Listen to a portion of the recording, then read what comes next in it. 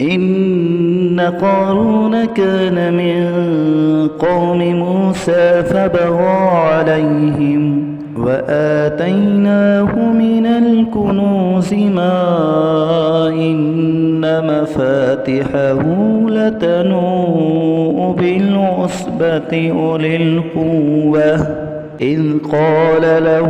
قومه لا تفرح إن الله لا يحب الفرحين وابتغ فيما آتاك الله الدار الآخرة ولا تنس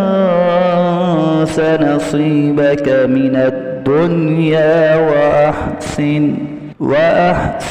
كما أحسن الله إليك ولا تبغ الفساد في الأرض إن الله لا يحب المفسدين قال إنما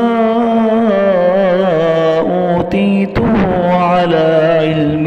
عندي أولم يعلم أن الله قد أهلك من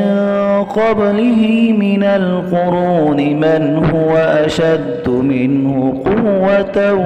وأكثر جمعا ولا يسأل عن ذنوبهم المجرمون فخرج على قومه في زينته قال الذين يريدون الحياة الدنيا يا ليت لنا مثل ما أوتي قارون إنه لذو حظ عظيم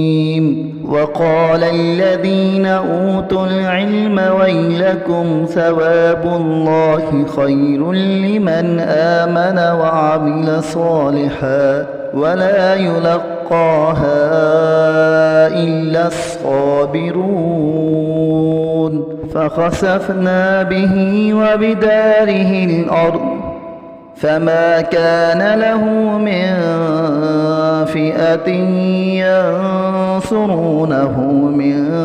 دون الله وما كان من المنتصرين